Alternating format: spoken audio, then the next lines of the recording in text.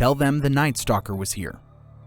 On the night of the 24th of August, 1985, Bill Carnes, a 30-year-old resident of Los Angeles, and his fiancée, Inez Erickson, were at home sleeping in the bedroom of their house when suddenly a noise woke Carnes. Coming to alertness, he looked around, and in the dim light, he realized there was an intruder in their bedroom. What was more, he had a .25 caliber handgun cocked and pointed at them. But before he could do much about it, the nighttime assailant fired 3 times, hitting Carnes in the head. He then turned his attentions to Erickson. In the hour that followed, she was subjected to a horrendous ordeal. Firstly, the intruder attacked her, hitting her and making her swear that she loved Satan. Then he tied her up with neckties from the closet of the bedroom before the assailant left the room to search through the house for cash and anything of particular value. During this time, Inez was left tied up in the room with her fiancé, whom she probably believed was dead, though miraculously the bullets would later be removed from his head and he would survive. Having searched through the house, the intruder returned to the bedroom where he untied Erickson before dragging her into another room and raping her. Then, having demanded to know if there was any cash or valuables he had missed, he made to leave. Before he did so, he turned to the traumatized Erickson and said, "Tell them the Night Stalker was here." This is the story of Richard Ramirez, the Night Stalker who terrified California in the mid-1980s.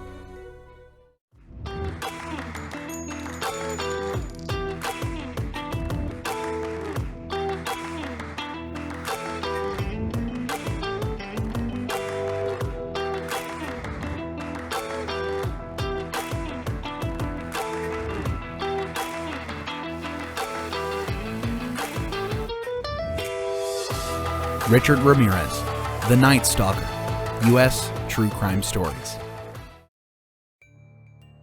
Richard Ramirez.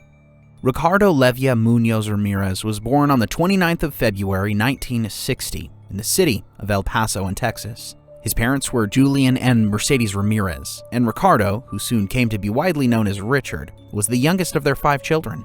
It was a deeply troubled environment in which Richard grew up.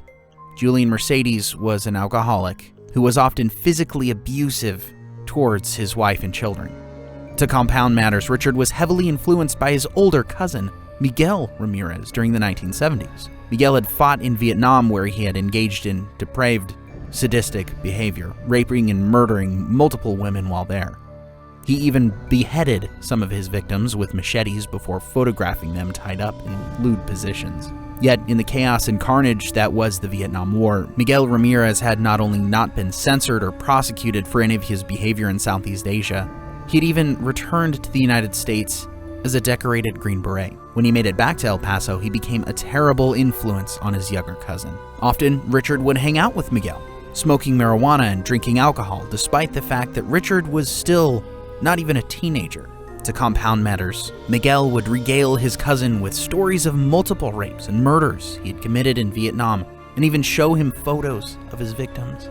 These early influences were worsened further still in the early summer of 1973, when Richard witnessed Miguel killing his own wife, Jessie, by shooting her in the face during an argument in their home. Miguel was sent to Texas State Mental Hospital in the aftermath of the shooting, where he would ultimately only spend 4 years, having been acquitted of murdering his wife on account of supposed psychological problems induced by his wartime service. Yet Miguel's disappearance did not bring an end to Ramirez's exposure to poor childhood influences and experiences. By 1974, he was living with his older sister, Ruth, but her husband, Ricardo, turned out to be a voyeur who took Richard along on some of his expeditions to spy on people during the night. A Made Psychopath. The net result of all of this was a deeply troubled individual. Many years later, when he was psychologically evaluated, it was determined that Richard was a Made Psychopath, one who was not preternaturally born to inevitably engage in psychotic behavior, but one who ends up becoming a psychopath as a result of his experiences. Typically, in such instances, the psychopath is made through experiences which occurred during their childhood and their exposure to very poor influences. This certainly was the case with Richard Ramirez. The cumulative impact of his early experiences was that by his teenage years he had become desensitized to acts of extreme violence and was engaging in increasingly reckless behavior, himself taking hard drugs and becoming a committed Satanist. The future was not looking good, and the Night Stalker was beginning to emerge, even many years before he went on his crime spree. The move to LA. Ramirez dropped out of high school at a young age and took a job at a Holiday Inn in El Paso. Here, the signs of his future behavior were evident. While working there, Ramirez started robbing the guests' rooms, while, much more heinously, he was believed to have molested 2 children on one occasion and was caught in the middle of trying to rape a female guest. The woman's husband walked in while Ramirez was sexually assaulting his wife, but Ramirez was never convicted of the crime, as the couple did not testify at his trial. Although the husband did beat Ramirez senseless at the time of the incident. Yet it was not in Texas that the Night Stalker would commit his crimes. These ultimately occurred in California, where Ramirez moved in the early 1980s. By this time in his early 20s, with little ability to behave in a social normative fashion, and with a growing drug problem, particularly an addiction to cocaine, Ramirez was almost entirely unemployable. Consequently, when he moved out west, he was effectively a drifter, often surviving by burgling houses and robbing businesses in San Francisco, where he'd moved out to by 1982. It was here and further south in Los Angeles and Monterey that Ramirez would commit most of his crimes in 1985, though Ramirez actually committed his first murder in April 1984. This occurred in the apartment block where he was living in the Tenderloin in San Francisco at the time. There is no real way of minimizing the brutality of this crime. Ramirez beat, strangled, and raped his 9-year-old neighbor, a girl called Maylin, in the basement of the building, before stabbing her to death with a switchblade. It was the beginning of a crime spree, which would last nearly a year and a half. Though Ramirez's worst crime, if things can be ranked in such fashion, was his first one. 17th of March, 1985. On the 17th of March 1985, Richard Ramirez was in the San Gabriel Valley in the greater Los Angeles region. Unlike many serial killers, Ramirez does not seem to have had a clear idea of who he would kill that day, or at least attempt to kill. Nor had he observed his victims for days or weeks prior to committing his crimes. Rather, he was a serial killer who was also a drifter, committing his crimes wherever he happened to find himself on a given day, motivated both by a desire to commit violence and also to rob houses and individuals as a means of continuing to feed his cocaine habit. On this particular day, Richard found himself outside the home of Maria Hernandez in Rosemead, and he was carrying a .22 caliber handgun. When Hernandez pulled up outside her home that day, she was confronted by Ramirez, an individual who was later described as having wild, unkempt hair, bulging, unsteady eyes, and teeth that looked like they were rotting. As she exited her car, Ramirez came forward and shot her in the face. The bullet seemed to have hit Maria in the face, and she fell over. But unbeknownst to Richard, the bullet had ricocheted off her keys, which she had in her hands, which she had raised to cover her face. Thus, Hernandez was still alive. Her housemate, Dale Yoshi Okazaki, was not so lucky. She had seen Ramirez shoot Maria in the yard and had hidden in the house. But when Ramirez entered the abode to see what could be robbed, he spotted Okazaki and killed her with a single shot to the head. Less than an hour later, Ramirez was committing another murder. This involved Tsailin Yu, a 30-year-old from Monterey Park who Ramirez pulled out of a car and shot twice in the head. Thus, in less than 90 minutes, on the 17th of March 1985, Ramirez had shot 3 people and killed 2 of them. These were not his first murders. As we have seen, 11 months earlier, he had killed Mei Lung, while 10 weeks after that, he had murdered a 79-year-old woman called Jenny Vincow in her home in Glassell Park in Los Angeles.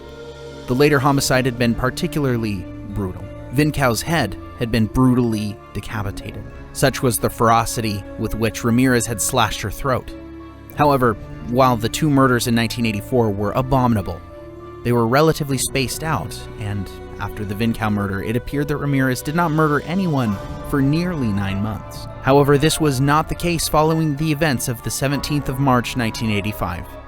Ramirez would now engage in a vicious crime spree, which would last for nearly 6 months, and which would see him discussed widely in the media as the Night Stalker, the Valley Intruder, or the Walk-In Killer.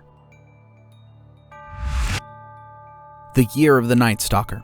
The killings of the 17th of March 1985 initiated a wave of murders by Ramirez over the next 5.5 months, during the course of which he is known to have killed at least 11 people, though the actual number is possibly considerably higher, while very badly injuring others, often leaving them with life-changing injuries and memories of the attacks. There was a general pattern to these. Ramirez would break into his victims' homes at nighttime. Depending on how many people he encountered there, he would often shoot one or two in the head immediately, before demanding to know where any cash or valuables were located. He would then often proceed to rape any female victims. Generally, he would reference Satan at some point during the ordeal. These crimes were especially heinous by any standard. For instance, on the 27th of March, Ramirez broke into the home of Vincent Charles Zazara and his wife Maxine. He shot and killed Vincent and tied Maxine up and demanded to know where the valuables were located. However, she got free at some point in the ordeal, and this so infuriated Ramirez that he shot her before mutilating her body and then removing her eyes with a knife. Mercifully, she was already dead by the time he inflicted the worst of these wounds. More heinous still were his actions on the 29th of May when he broke into the home of Mabel Bell, an 83-year-old woman who lived with her disabled sister, Florence, who was 81. He attacked them with a hammer and tied them up with an electrical cord before raping Florence and drawing satanic pentagrams on them. The pair were found days later in a comatose condition. Mabel subsequently died from her injuries. Thus, Ramirez's crimes were brutal, not just in terms of having murdered numerous people in quick succession, but because of the particularly odious nature of those murders and sexual assaults. Inez Erickson and the capture of the Night Stalker. In the end, though, the Night Stalker's luck ran out. The beginning of the end came for Ramirez back where we started the story, at the home of Bill Carnes and Inez Erickson. As we saw, Ramirez had shot Carnes 3 times in the head and believed that he had killed him. But after robbing the house and raping her, he left Inez Erickson alive. This was a mistake. Although Carnes' injuries were too great for him to be able to help the police in the days that followed, and he was temporarily paralyzed throughout much of his body afterwards, Inez was able to provide a detailed description of Ramirez to the police after the attack. They were soon able to combine this with the limited evidence they had gathered to that point. For instance, Ramirez had left a shoe print of his Avia sneakers at 2 of the crime scenes, and these revealed that his foot size was 11.5, a very uncommon size. Moreover, a fingerprint was obtained from a car which the Night Stalker had stolen.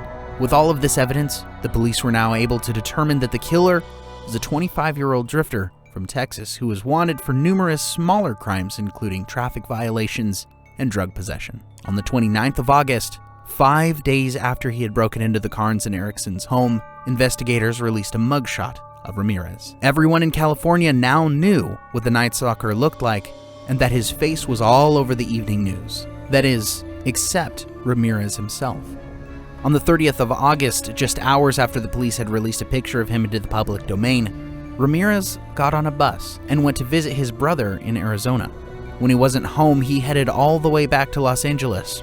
Incredibly, Ramirez managed to escape arrest during these bus rides, even when he walked past some police officers who were looking for him. But he was finally apprehended on the morning of the 31st when he tried to steal 2 different cars and was recognized. An angry mob attacked him, and in the end the police had to rescue him more so than arrest him, as a crowd of hundreds had gathered at the scene in Boyle Heights and was threatening to murder the Night Stalker who had just terrorized their community for so many months. Trial and conviction. Ramirez was now finally in custody, but it would be nearly 3 years before his case came to trial. Much of the delay was caused by the need to investigate Ramirez's case further. While he could be tied either definitively or almost entirely between 15 and 20 murders and over a dozen of other serious attacks, it was believed that he had committed many other crimes. This process involved over 40 different agencies in California and resulted in a massive delay to the trial. In the end, the prosecution determined to simply try Ramirez on 13 murder charges, which seemed virtually locked tight, while he was also charged with a further 30 serious felonies. There was never any doubt of the result, and despite a small delay in the trial when one of the jurors died, the whole thing lasted less than 2 months from the jury selection through to conviction. In the end, Ramirez was found guilty of 13 murders, 5 attempted murders, 11 sexual assaults, and 14 burglaries. At the time, California inflicted the death penalty, and Ramirez was sentenced to death. Death row, prison, and death. In the end, Richard Ramirez would never be executed. California had had a torturous relationship with the death penalty since it was first abolished by the state Supreme Court in 1972. Since then, it had been reintroduced on paper, but lengthy moratoriums have ensured that only 13 of the hundreds of individuals, like Ramirez, who have been sentenced to death in California over the last 50 years, have actually been executed. As a result, Ramirez would spend the next 24 years of his life following his conviction living on death row in San Quentin State Prison and other incarceration centers in California. Bizarrely, despite the heinous nature of his murders and sexual assaults, Ramirez became the subject of extensive female attention and had many admirers who wrote to him and visited him. One, Doreen Leoy, even married Ramirez in 1996, and they remained wed until 2009. At the time of his death in 2013, at the age of 53 from lymphoma, he was engaged to Christine Lee, a 23-year-old admirer. Thus, the Night Stalker's life in prison had a truly bizarre end to it.